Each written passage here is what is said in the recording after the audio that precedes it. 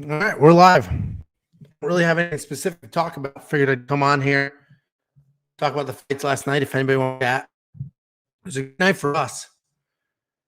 I don't know if you saw my recap video, but definitely hit some bets. I'm up 3 units, more than 3 units. Danny Boy up a little more than 1 unit of the bets we had on screen. He did a bunch more after that, but the problem is if you don't see us talk about it or place the bet, then we can't really brag about it because we might be lying. But Dan's up over 1 unit. I think he said 1.4 units or something like that for the bets on his slide that we talked about that you saw on the screen. I'm up 3 for the ones that we talked about. He went off. I mean, he's a straight up degenerate. So Dan went off, placed a ton more bets, and he does some live betting as well. But again, if we don't talk about it and you don't see it, then I can't come on here and brag about it because maybe I'm lying. But all in all, I thought that was an awesome card. I thought the fights were fantastic. It's funny because the card kicked off right out of the gate. Diana Belbita won. And we're hit my first bet. Like, we're doing well. It's going to be a good night. Then Elise Reed got pummeled. I was like, this isn't good. This is going the other way. Things are not great right now. Oh, my God. And then things ended up going really well in bets. Monkey knife fight, I crush every single week. It's impossible not to. But DraftKings, not so great. And I feel it in the comments. I feel a lot of you are not doing well on DraftKings. I certainly didn't do well on DraftKings. Dan didn't. Jacob didn't. But I know, like, I see the comments. People are like, I'm done with DraftKings. I'm done with DraftKings. And I get it. It's very different because with DraftKings, the judges do play a factor. If you feel like you got robbed, that's 30 points gone. And in DraftKings, you're competing against thousands of other people, depending on what contest you play. Monkey knife fight is just you versus the line. And I think that's why a lot of you are making that jump. Jesse here, monkey knife fight for the win. DraftKings was all over the place with the underdogs. I missed one parlay and hit one. Yeah, I mean, I'm much heavier in monkey knife fights than DraftKings. So as you guys know, I'll always do a couple 50-50s and double ups. But yesterday, I actually didn't even get a chance, thankfully, to do any 50-50s or double ups because I was here for 2.5 hours with you. And then I dropped as soon as the card went live. So I just did not have time to enter anything. Alexandre, rough card for you with those judges. So which ones... And there was 10 million comments. I know you posted this at one point, but I already forgot. Which ones do you feel like you got screwed on? The main event was controversial. The Maverick fight was controversial. And the Kyler Phillips fight was controversial. The only thing I can think of that I know some people upset with. What about you? My wife just sent me the weirdest text. Women. Unbelievable. I'm like, hey, I'm going live. You need anything? She's like, no. And then sure shit. She's sending me text messages. Actually, the text she just sent. So Jacob missed his lock of the week last night. I don't know if he's gonna watch this or not, but he missed his lock of the week last night. And he's coming over later. We're gonna grill some steaks, whatever. He's coming over later. So I told my wife to go buy a whole bunch of sorry for your loss stuff. So she's actually texting me about what should be on his cake. Let's see. Chris V, you got crushed by the judges. Maverick, I lost most of my money, and I believe that was the biggest robbery. The Maverick one was a straight-up robbery. I actually agree with the other two. So, not necessarily agree. So, the Maverick, I think that robbery. She won the fight. First round, she dictated the pace. The second round, I talked about this in the breakdown, but the second round, I think Macy Barber was pushing the pace a little more. Macy Barber attempted that takedown, but Maverick thwarted it, got on top a little bit, and then towards the end of the round, got a legitimate takedown with back control for a meaningful amount of time. That should be her round. I don't know. Like, Macy didn't do enough to have that takedown be meaningless. So that should be Maverick's round. And the third round, Maverick straight up lost. So that one I agree was a bad call. Watching the fight a second time, it wasn't as insane as I thought it was when I watched it live. The Kyler Phillips, that's I give it a 10-8, then 2 10-9s. That's a draw. Main event, I'm totally good with. I thought TJ Dillashaw won, and if you look at my screen, maybe I'm biased, but I thought TJ Dillashaw won that fight for sure. Jesse, you needed Barber versus Miranda under 2.5. See, I wouldn't have placed that bet.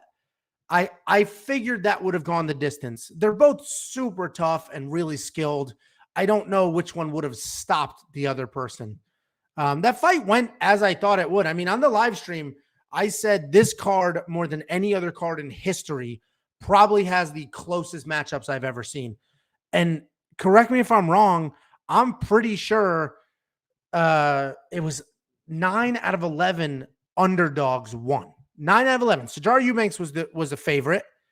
Then Yanez was a favorite. Everybody else that won, I'm almost positive was an underdog. So the dogs were out yesterday. Crazy card for sure. Alexandre, what are your thoughts on the first round of Sandhagen and Dillashaw? Flying knee connected, triangle choke, and he blew TJ's knee at the end. Yeah, I mean, everybody gave that round to TJ, though. Everybody. So here, I have the judges' scorecard here. Let's pull it up. Nope. Right here. Yeah, everybody gave that round to Dillashaw, and I agreed with it. I thought he dictated that. I thought he was dictating. He was coming in. He was doing the exchanges. He got the takedowns. And I was talking to somebody in the comments who was furious about that. And honestly, I wouldn't be mad at the judges. If you're mad at anybody and you bet on Sandhagen, be mad at him. He's the one doing spinning nonsense. It was that spinning ridiculousness looking for a highlight is why he lost that fight. That's where TJ got his takedowns. It's not like TJ was shooting beautiful doubles from across the cage. TJ, I mean, you do some spinning crap against a former two-time world champion, he'll take advantage of it, and he did. Let's see. Belbita was an underdog. Yeah, Belbita was an underdog. The line sort of shifted, but if you look at my bets here, I grabbed Belbita. I got her at plus 110. So she was an underdog. I got her at plus money. What about Soriano live odds? Dan Kramer. Should I answer this on speaker? Dan, I'm live right now. I put you on speakerphone. What's up? What's up, world? Give me a call back. I gotta ask you a couple things. Uh-oh. All right. All right. Goodbye. Are you actually live right now? 100%. I'm live right now. And they're listening to you cower out of whatever you were going to ask me. Actually, I'm at Best Buy to buy some more equipment, get some things going. So, yeah. That's it.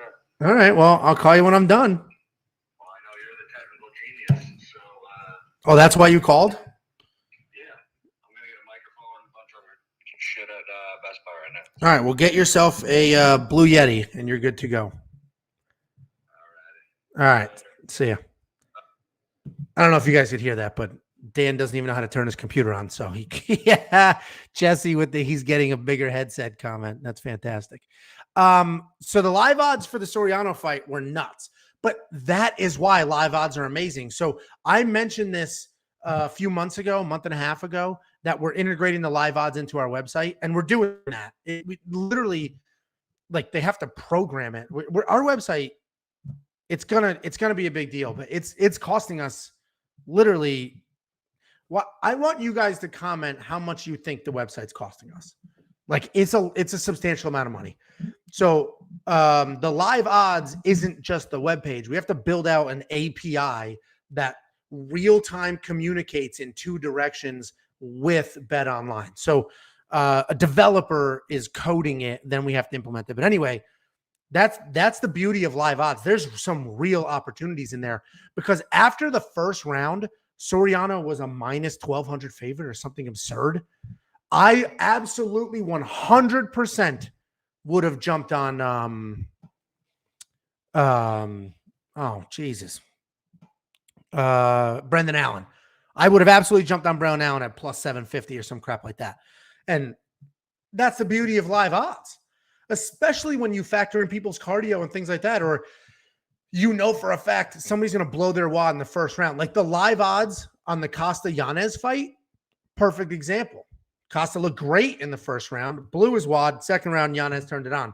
Those are the live odds that we're going to hammer. So once we get that up on the website and we start doing more of our Fight Companion live streams, I'm literally going to be there with my laptop and just watching the live odds and just bang, there we go. $20, $10, $100, whatever it is, throwing a couple bucks here, a couple bucks there, and just get plus money. And then you could play both sides. Dan's brother, actually most of the online casinos or sports books banned him or limited how much he could bet because he was doing live odds for basketball games, and those odds switch like crazy. And, you know, basketball games. So he'll just take the underdog at big plus money, then bet the other side because in a basketball game, you know, obviously the lead changed 50 times and he exploited that. And they they either banned him or limited how much you can bet depending on the site. So anyway, the live odds, there's a ton of opportunity there. We have a developer building it out. It's costing us an insane amount of money to build all that crap on the website. But here's the problem. Right now, YouTube is our platform. YouTube is how we communicate with you, how all of you find us. Eventually, the website will be our platform because YouTube, like, there's stuff we can't say or do, or they'll literally ban us. Like, if you notice there's no chapters on the videos anymore, that's because we got a warning. So YouTube gave us a warning, and there's some glitch where if you have a warning, chapters don't work. And if we get hit again, then we're suspended for a week. Another one after that. I don't know how long we're suspended. Then a third strike, and you're out. Literally, you're banned. So we have to be very careful what we can do, what we can talk about. So we're investing in the website because that will be the future where we can control our own content and not have to worry about breaking any of the arbitrary rules. And it's not like we're doing anything insane. They just have weird rules around, you know, what I don't want to say too much because if somebody hates us, they'll dig in. But anyway, let's catch up here. TJ had one good leg after round one and one eye after round two. Corey should have finished it. Why was TJ still around after? Yeah, listen, I agree, man. Corey was looking for a highlight. He wasn't looking to win. He wasn't looking to beat a former champion. He was looking for a highlight. That stupid Frankie Edgar clip was replayed a million times, and it's almost like he was like, I'm going to do it again. I'm going to do it again. I'm going to do it again. And he was just looking for that the whole time. All the spinning crap, all that nonsense, he blew it for himself. He literally, you can't blame the judges when you're giving up takedowns because you're spinning around in circles like a fool. And that's a little harsh because he fought a very good fight, but the mistakes was when he was doing flashy stuff. Alexandre, I was surprised how much Phillips gassed out after the first. Paiva was nearly done, but what a comeback. Yeah, for Paiva, all-time comeback. I mean, he was literally 5 seconds away from being knocked out or stopped. The only reason the ref didn't stop it is because he was aware of the time on the clock, but that was, I mean, it doesn't get much closer than that. I was surprised Phillips gassed, but it was a pace. And honestly, I think he must have had an adrenaline dump because I think he went balls out thinking he was going to get that finish and then didn't. And there was probably a bit of an adrenaline dump there. And let's not forget, I got into an argument with some 12-year-old in the comments, and I assume they were 12, in the comments about Kyler Phillips having technical striking. And I was like, he does not have technical striking. Then I put it to a vote. And I thought for sure all of you would agree with me. And you didn't. It was like 80%. There was 100 votes, I think. 80% of you said Kyler Phillips does have technical striking. And only 20% of you said he doesn't. And I think last night it was pretty obvious. Kyler Phillips does not have technical striking. He's a good fighter, entertaining as hell. But his striking isn't technical. He also did spinning nonsense. His hands were down. Big looping crap. That is not technical striking. So whoever I was arguing with, I mean, just come back and tell me I was right. That's all I'm looking for. I did that before when I said Derek Minner has good cardio and he blew his wad. I admitted I was wrong. That's all I ask. If I get into an argument with you, that's all I ask. Let's see. I feel for the Williams Gall fight. He just got played and couldn't figure out. What do you think of Gall? I don't think Gall, I still don't think Gall is UFC caliber, but he is absolutely 100% making the most of his opportunity. Absolutely 100%. I mean, he got the opportunity of a lifetime and he goes out there and he fights his heart out. He's not a quitter. He fights his heart out.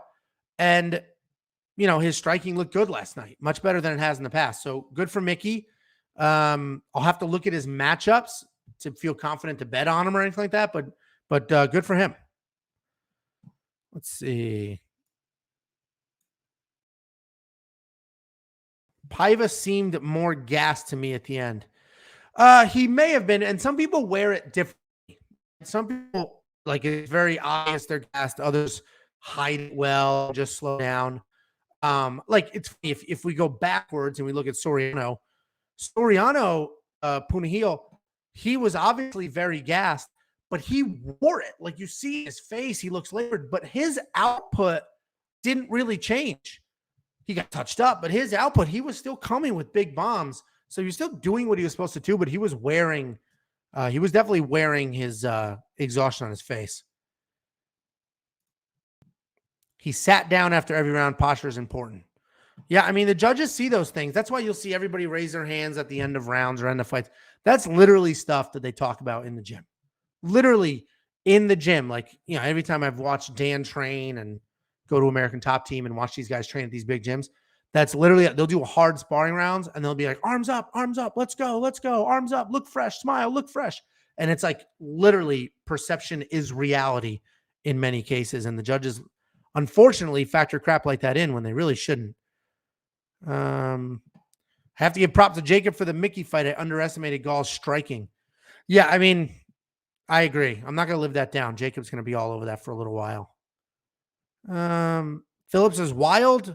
Paiva was gassed and hurt. He just had more composure. That's the veteran savvy there. I mean, and I picked Paiva to win. I put Phillips in my DraftKings lineup. And those are two very different things. I talked about it in the recap video. Picking a winner and betting on somebody or putting someone in your fantasy lineup, those are two different things. And not in any world would I have guessed that Kyler Phillips would score more points in a loss than Paiva did in a win. That's not what I'm saying. But I did say, I think Paiva, his jiu-jitsu, his striking, and he's a veteran. I think Paiva wins this fight. But I put Kyler Phillips in my lineup because those takedowns, you can score a ton of points and do really good work. And I originally had Aspen Ladd, but that fight was dropped. So picks and bets and drafts are very different. And Paiva, with that composure, that's that veteran savvy right there. And that's why he was my pick. And that's why I put that bet on him to be live for a stoppage. I got that money back, but let's see. I don't remember Imavov versus Jordan Williams, so I'm not sure, but Imavov looked freaking great last night. He looked great. He made Heinisch look like a one-trick pony bum. Like, he just looks so short and stocky and just come in with big looping. Everything was head down, loop over the top. And he was a step behind every single step of the way. Was always a strike behind, a punch behind, a second behind. And he did not look good at all. Yeah, I mean, he did. Gall looked very good last night. Absolutely. He absolutely looked good last night. Let's see.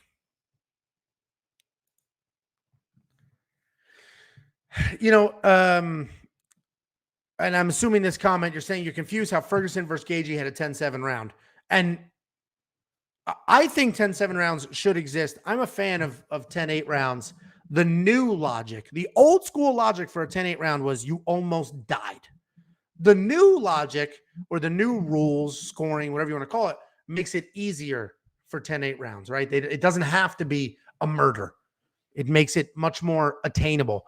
So the fact that Kyler Phillips didn't get a 10-8 round, not even on one judge's scorecard in that first round, that shocked me. I was genuinely surprised.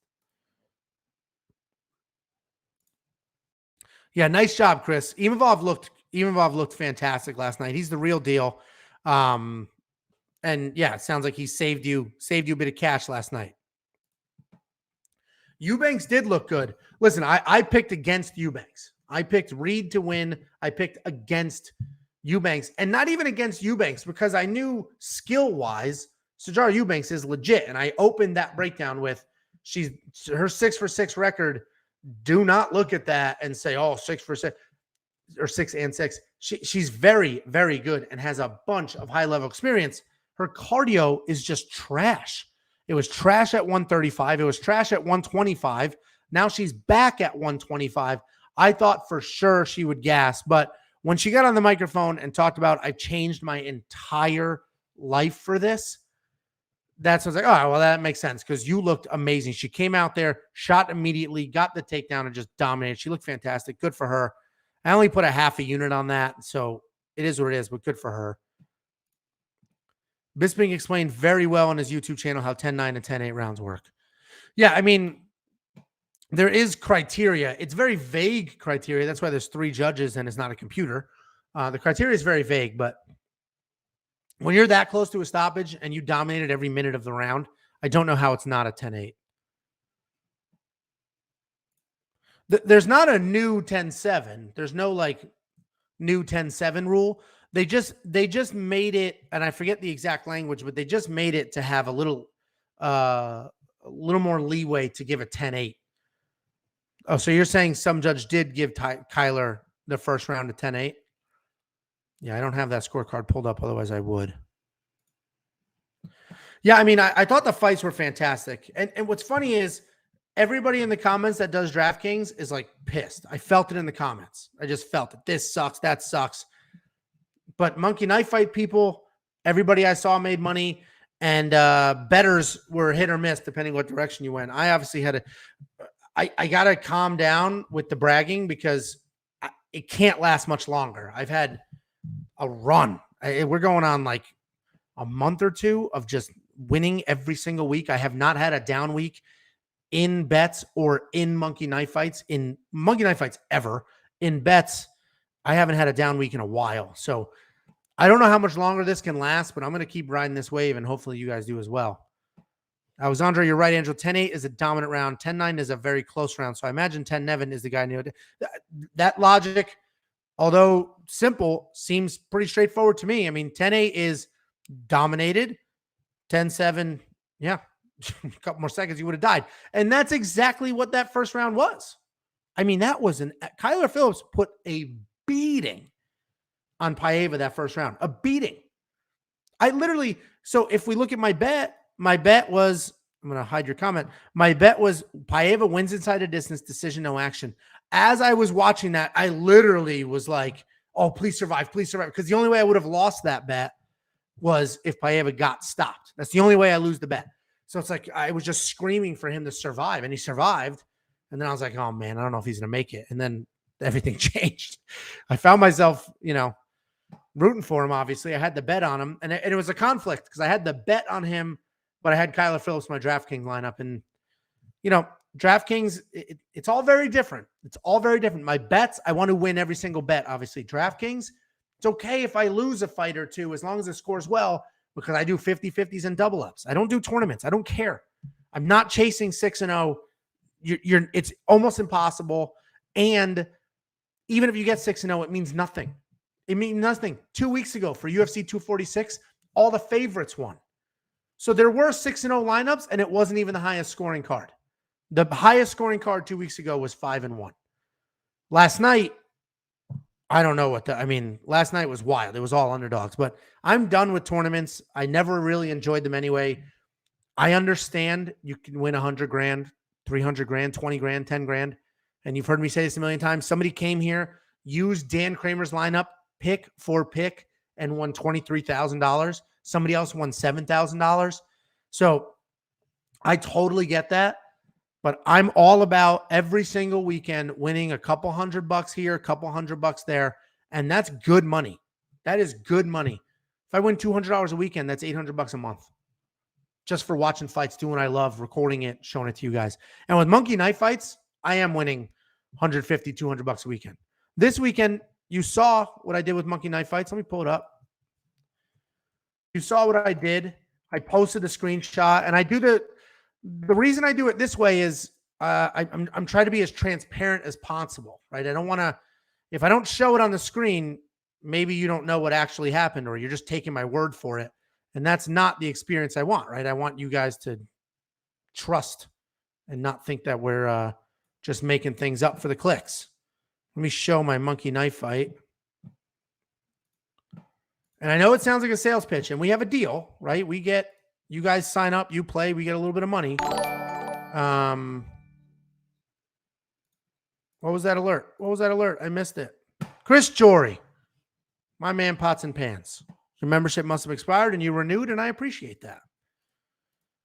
So, catch up on some comments, then I'll do Monkey Knife Fights real quick. Let's see. Some people thought Corey got a 10-8 in the second. I don't think any round that main event would have qualified for a 10-8. None. None of them were that wide, honestly. At least in my mind. Man, I was disappointed in Kyler's performance. The weight cut had to be bad. Yeah, I didn't see the weigh-ins. You guys did talk a lot about how he looked in the weigh-ins. I know yesterday people were hitting it up saying he looked like he had a little bit of trouble on the scale, things like that. So I didn't see it, but I wouldn't say it was cardio that was the issue necessarily. I mean, obviously cardio was a factor. I would just say it was experience. I think Paiva just had more experience, had that veteran savvy, knew when to control, conserve energy, knew when not to, knew when to go for it, won a lot of the exchanges. And I think that's the difference, right? Kyler Phillips has a bunch of fights on his record, but not at that same level as Paiva. Listen, it was a great fight. And if I'm a judge, that's a draw. I score that a draw all day, every day. Phillips should have just fought Paiva how he fought Song Yadong. He wasn't as wild in that fight. Yeah, I mean, he did get wild. He did get wild. He should have been wrestle heavy, elbows in, control. But after that first round, he thought for sure he was going to, change the world. I need to put more money down on Monkey Knife Fights. Man, I'm telling you right now, and again, this sounds like a sales pitch. We have an affiliate deal with Monkey Knife Fight. You guys sign up, we get a little bit of a kickback. But at the end of the day, we're not making stuff up. We're not just, we're not asking for favors. We're giving you free picks, free advice, and every single one of you should be making money. If you're not, you're doing it wrong. And there is one person, I forget who it was, said that he was max betting, just doing like one line at $250. That's not the way to make money in Monkey Knife Fight. Monkey Knife Fight, and if you look at my screen, this week I only did 6. I won 5. I lost 1. If I only played this one, I'm out money, obviously. But you do multiple. You triple your money with a win. So you play as many lines as possible, $10, $20. That's all I do. $10 here, $20 here. With the Knockout Kings, I'll do 50. I'll do 100 because that's free freaking money. But it's the way to go, man. It is the easiest way to make money. And it's fantasy, and it's in an app. You click withdraw the next day, bang, the money's in your bank account. So easy. So easy. Yeah, we talked about the Maverick decision before. I rewatched that fight. I rewatched it this morning, knowing the outcome, obviously. And I disagree with the decision, but I do see how they got there. The first round, Maverick won. She controlled the pace, dictated. The second round, Macy Barber sort of pushed the pace a little more than Maverick did. Macy Barber shot a takedown, didn't get it.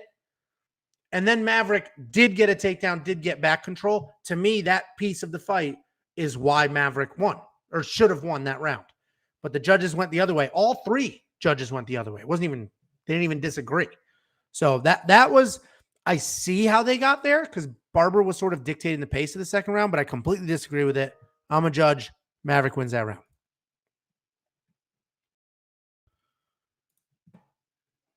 So my thoughts on the body kick of Allen, they were wild and connected a lot. Yeah, Brendan Allen looked great.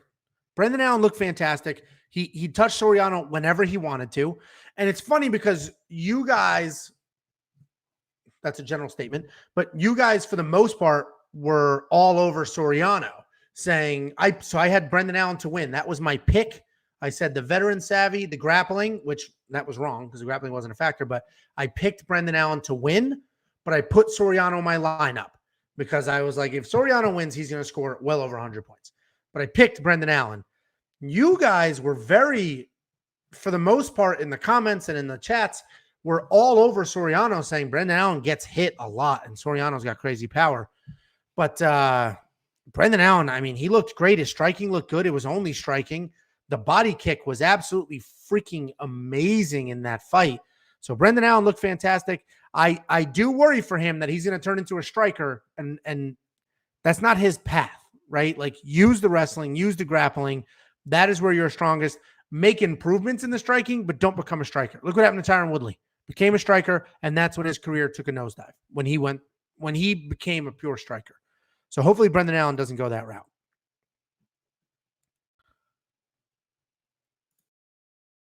French Potato, what made his gas look so bad? I'm not sure who you're talking about.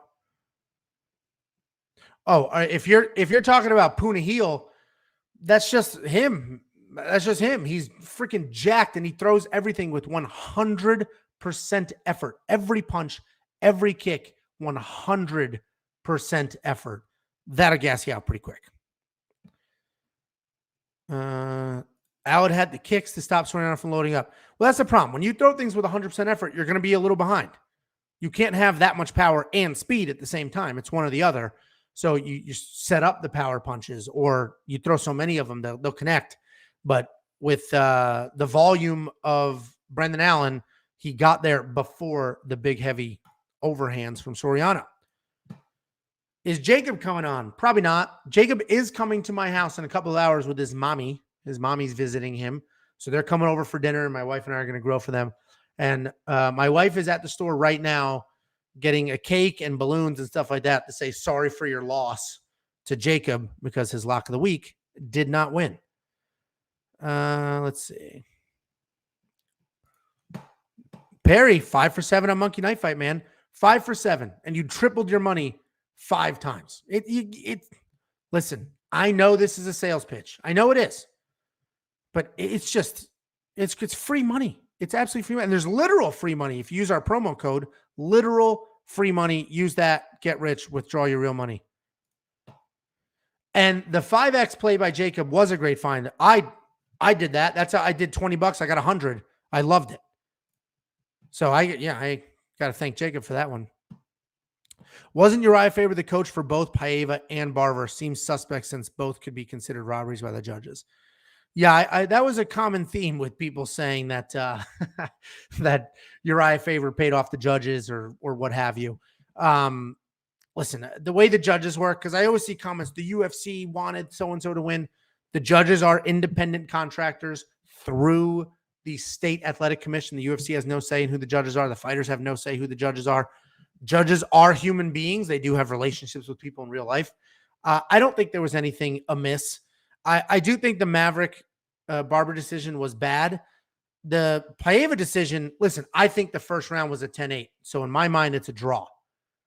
But Paiva won 2 rounds. Kyler Phillips only won 1 single round. So those are just old school judges that don't give out 10-8s. Let's see.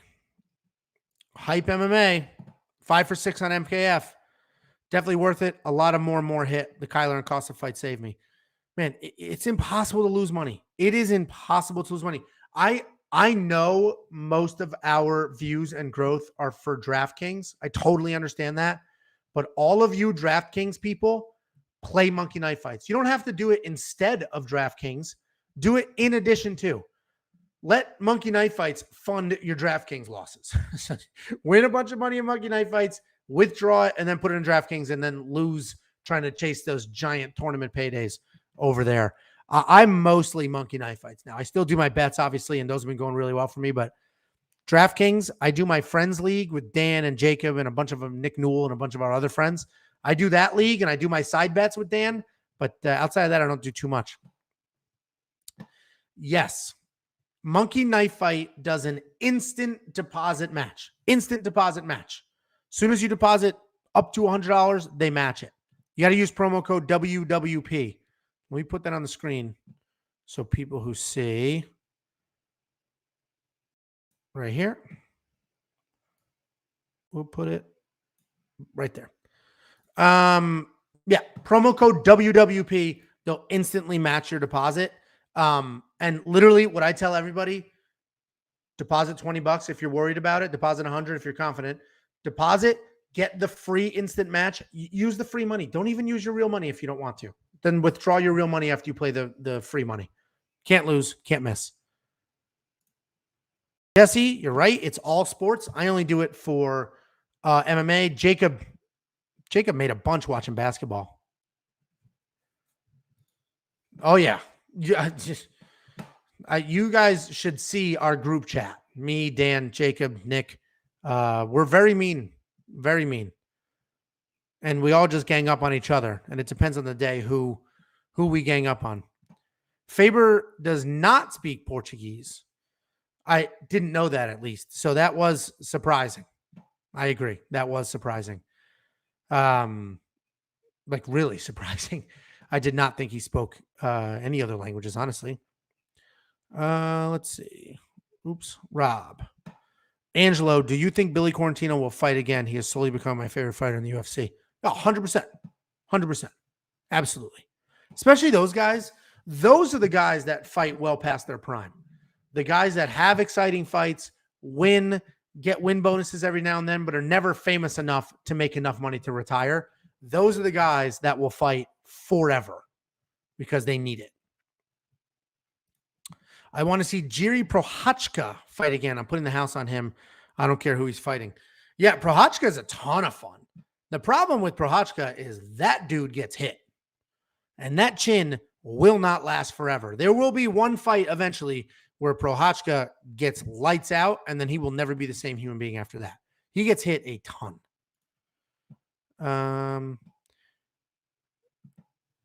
Joined Monkey Knife Fights yesterday. Only placed one small bet, but one I got $100. Yeah. So you got a free $100 as soon as you play it. That's your money to withdraw. Do whatever you want with. You got lucky that you did one and you won. You got to do multiple. That's how you make money in Monkey Knife Fights. Play a bunch. 4, 5, 6, 7, 8.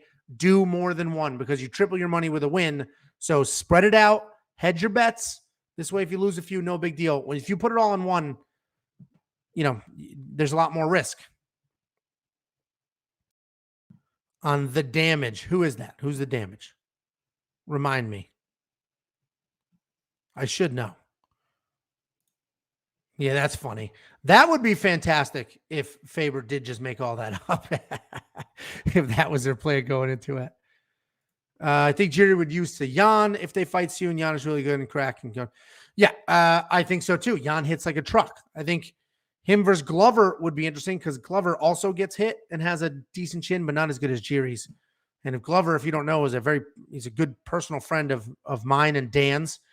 He was in Dan's wedding. I was at Dan's wedding. So they're very good. They're very good friends. Dan's going to Abu Dhabi for that fight. Glover versus Jan Blachowicz. Elkins the damage. That's right. Yeah, I thought, listen, I had that bet. Let me change my screen here. I had the bet on Darren Elkins. So I'm all for it, man. This is the difference. Somebody commented yesterday saying, your picks are trash. I lost money. You're trash. You're trash. You're trash.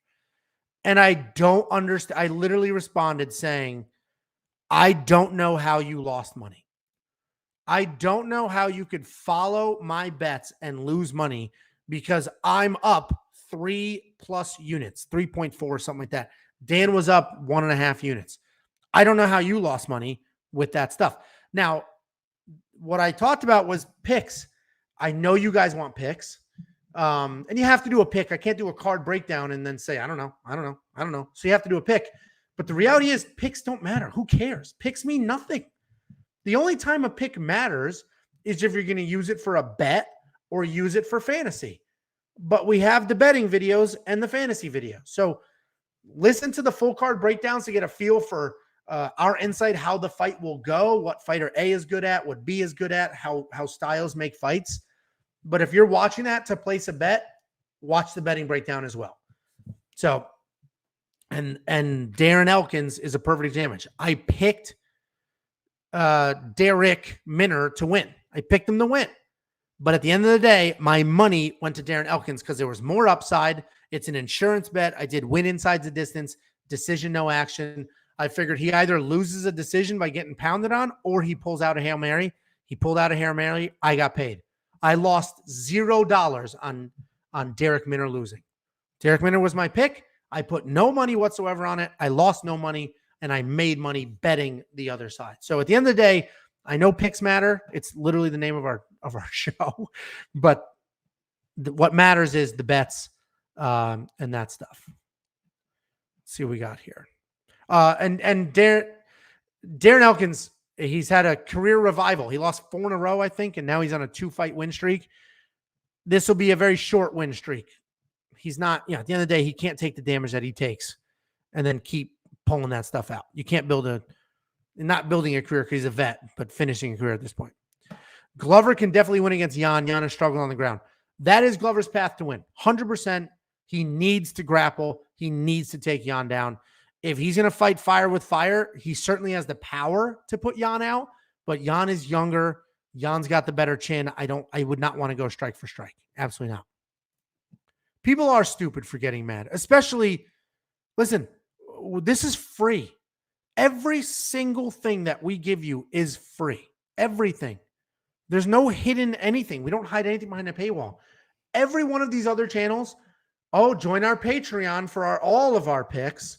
Oh, you want our favorite parlay? Join our Patreon. Only members get our best parlays. We don't do any of that. We will never, ever hide our content behind a paywall. That is not how we see this channel growing. That is not how we're going to make a business out of this. And that's the goal. And we've invested $10,000 into that website. And it's not done. Once we add the live betting and the forums and all that stuff, it'll be a more of a destination than a jumping point. But we're spending a fortune and we're investing money because we definitely think that this channel can do really big things and this can be an actual business for us.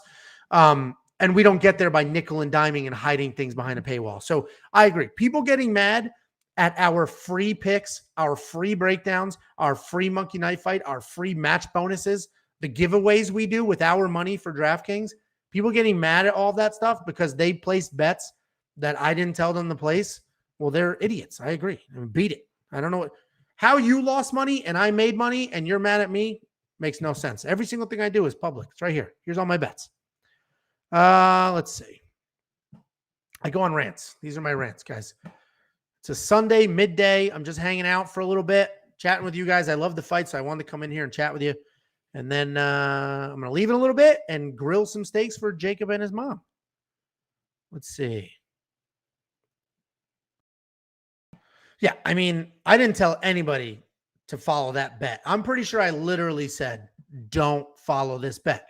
But also, you got to do all of them. You can't just do one bet. You can't just play one monkey knife fight line. You got to do it strategically, place multiple bets, and hedge them, which is how we win money every week. So I'm up 3 units.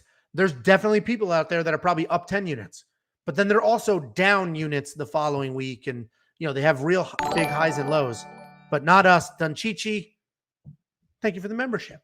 But not us. I'm up a handful of units every single week consistently because I'm very conservative. I'll do one risky one for a little bit of money, like the Elise Reed at half a unit, but the rest are pretty solid. I picked Reed because Sijara Eubanks cardio is awful. It's awful, or was awful. So I picked Reed because she was so dirt cheap, and I was planning on Sijara Eubanks gassing out. That's why I picked Reed. I said don't follow me in that pick, and I was way off. Nobody's 100%. If I was 100% correct all the time, I'd be like Back to the Future 2, going back in time with the Sports Almanac. But that's why I went with Reed. The pick was against Sijara Eubanks cardio. And then when she got on the microphone and talked about how she changed her entire life, that's when it's like, oh, okay, well, then that makes sense. That's why your cardio looks so freaking good all of a sudden. Jared, I won a lot of money on Dillashaw last night. I kept putting more and more on him throughout the night till I was honestly in too deep. Yeah. Well, listen, that's what I did. I had 1 unit. I started the week with 1 full unit on TJ Dillashaw. And then when I was doing this right now with you yesterday, the live stream, I was like, you know what? I'm loving TJ. I'm putting another unit. And it worked out for me because it worked out. Would have sucked if the fight went the other way, though. Because she was a good underdog. You're saying why, Reed? Good underdog against Eubanks was a better fighter. You can't win them all. Completely agree. I mean, Eubanks looked fantastic. Let's put it this way. She fought at 125 on The Ultimate Fighter, cried hysterically, tried to quit. They had to cut her hair. So last time she did 125, she was a crybaby quitter who didn't want to do it. And that's what I was banking on this go around. Genuinely. I thought she might have even missed weight, but she changed her entire life, and good for her because she looked absolutely amazing last night. And if you take your career seriously, that's what you got to do. Sandhagen backing up and circling, trying to snipe, hurt him in the judge's eyes. That and the spinning crap. Half those takedowns were him doing spinning back fists, spinning heel kicks, and just flying knees and then getting taken down. Just that nonsense. Looking for a highlight is what lost him that fight. Absolutely is what lost him that fight. Yeah. Listen, move to Monkey Knife Fight. Straight up. Ask anybody in this live chat. Move over to Monkey Knife Fight. You don't play against the judges. You don't play against other people. It is not your lineup versus 100 other people. It is you versus the line. And picking the over-under on how many punches and kicks somebody will land is so much easier than trying to figure out who's going to win a fight and how many points are they going to score. The winner and loser doesn't matter in Monkey Knife Fights. It means literally nothing. The only thing that matters is how many strikes get landed. And you say more or less. That's absolutely the easiest way to make money. This is a hard sales pitch, but it is also like a plea. I'm asking you, I'm telling you, go WeWantPicks.com/MKF, sign up for Monkey Knife Fights. You will not lose money. It's impossible. It's absolutely impossible. Thank you, Jared. I appreciate that. We're new. We've only been doing this, I don't know, February was when we started this. And we're doing really, really well. And I appreciate it's all of you guys hopping in here, joining the chat, liking videos, clicking subscribe, feedback in the comments. And we use your information too. People like Joe Todoro send us messages. Hey, I saw this. I saw that. We use that insight. You guys are great. Let's see. Is that random card still available for signing up? I snoozed a while back when that was available. So are you talking about if you become a member? So if you become a member, so Dan Kramer, the good-looking guy on this show who's been traveling for work, fought in the UFC. And he fought in the UFC when they were doing Topps cards, and he won. So Dan has his own Topps card. And for members, which means you click the join button under this video, we're sending people a Dan Kramer card. The issue is that was in 2009, right? Dan's 37. So he retired a while ago. So that card is from 2009. We literally went out on eBay, the internet, bought up all of them, and we're giving them out to members. Jesse, one of our loyal members and subscribers and a really good guy, said, I know you're running out of Dan Kramer cards. So he sent us a whole bunch of other cards. And we have a ton. Here's look at that, a Sijara Eubanks card. So he sent us a bunch of cards to give out to people who want to become members. So if you want to become the member because you appreciate what we're doing and you like the content, you want to support the channel, there's a join button under the video. Click that. As soon as you become a member, reach out, let me know, and we will mail you a card. And if you're a current member and you don't have a card, let me know and we'll send you a card. And thank you, Jesse, for sending all those.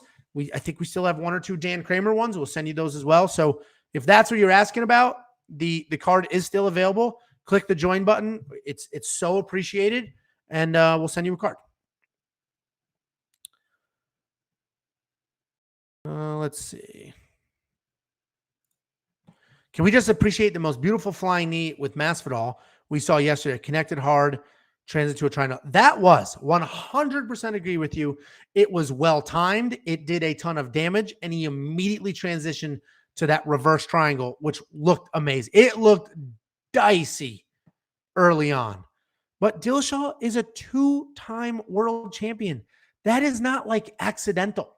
You don't get that good by accident. You don't win the belt twice by accident. Aljamain Sterling has the belt. He'll never win it twice. He shouldn't have even won it once. So you see somebody who's a two-time champion, big deal. I do play Prize Picks. Our deal with Monkey Knife Fights, we're not allowed to really promote Prize Picks or anything. And I'll give you an honest breakdown right now. Prize Picks has takedowns, which is the only thing I play in there. I do like that they have takedown lines. I do like that. But their other lines are significant strikes, which I hate. Total strikes is so much better than significant strikes. And Knockout Kings in Monkey Knife Fight is free money. Dan and I had this debate this morning about Prize Picks. So basically, my assessment is I like Monkey Knife Fight way better than Prize Picks because it is total strikes and Knockout Kings. The Knockout King game is like, it's free money. You pick 3 fighters, and all you need is one of them to get a knockout. Any 3 that you want. It's an absolute guarantee. So, yes, I do Prize Picks. I did it yesterday. I did over 1.5 takedowns for Phillips, under a half a takedown for Soriano, and some other takedown line. I hit all 3, and I made a bunch of money. But we don't talk about it here because we are a Monkey Knife Fight shop, and that's genuine. I genuinely like Monkey Knife Fights better for all the reasons that I mentioned. Yeah, TJ's chin does need credit because he got wobbled a few times, and he recovered well, came right back out there. His cardio needs credit too. Listen, people were going to say he's juicing yesterday. He might have been juicing. I don't know. He didn't get caught, so we'll see. But I don't care. Let him juice. I don't care. If he gets caught juicing, I still got paid. Not my problem. If Herb Dean was ref, Kyler gets the stoppage win at the end. I don't know. Herb Dean doesn't stop fights. Herb Dean will let you die. So he may not. You think Doc was going to stop it? Yeah, I don't think, I saw that this morning. I paid closer attention when we're talking about the TJ Dillashaw vertical freaking slash on his eye. I was worried about because of where it was. And as soon as they wiped it and it didn't immediately bleed in his eye and they said, "Can you continue?" And TJ Dillashaw literally wrote, "Absolutely," or said, whatever he said was in such freaking confidence. I was like, all right, they're good. The cut man Tate needs more credit. Dillashaw should split his purse with Tate. Preventing that from bleeding in his eye the rest of the fight was massive. Massive. Did TJ hurt Sandman one time in the fight? Listen, I hear you. That's not how fights are scored. They're just not scored that way. We have 10-9 must system. It's round by round, and it's control, striking, and grappling. That's the criteria. And these judges leaned towards grappling a little more. How was my Knockout Kings yesterday? Well, my Knockout Kings was fan-freaking-tastic. Let me show you right now. I did the Knockout Kings that I did on video for the Monkey Knife Fight video is the one that I did, and it won. Oh, I just shared the same screen twice like a dingus. Hold on. Monkey Knife Fight. There we go. So here's my Knockout Kings right here. I had Sandhagen, Yanez, and Soriano, and I only did one. I'm conservative. You guys know that. I take my time. I'm very conservative about what I do, because I would rather consistent money week over week than, chasing giant paydays. So I did $50, which was the max at the time, $50 to win $62.50, which is a 25% net return. And I only needed one knockout. Yanez saved it for me. I thought TJ was going to win, but I threw Sandhagen in here because that was possible. And then Soriano, obviously was very live for a knockout. So that was my Knockout Kings. Worked out really well for me. Knockout Kings is free money. It's legit. Any 3 fighters you want, and you just need one knockout, it's free freaking money. Free money. Sandhagen looked like a different weight class against TJ. Absolutely. TJ's always been small, but Sandhagen did look massive yesterday. Sandhagen hurt himself with crazy reach knockout. He was trying to get TJ. Just the fancy nonsense, the spinning, the flying knee. The first flying knee was super effective. Every attempt after that was a waste of time and effort. Every single one. And that's why he got taken down and lost. And I didn't say TJ won. I asked if he did damage to Sandhagen. It's a fist fight at the end. Very close fight. Can't say who won, but that was not a robbery. Yeah, it was not a robbery. I think TJ legit won. I'll listen to arguments on the other side. But yeah, I don't think TJ had Sandhagen. TJ was not as close to finishing the fight as Sandhagen was. Let's put it that way. So I'll hang out for a few more minutes, guys. I just wanted to hop in here, chat with you, see how your night went. Hopefully you guys made a bunch of money. Sounds like the vibe I'm getting is everybody's DraftKings sucked. Bets did well for the most part, and everybody crushed Monkey Knife Fight. Sounds like that's the vibe from you guys. So let me know if I'm wrong. I mentioned before, we'll have live betting on the website soon. Let's see. Do you have any early predictions for next week's card?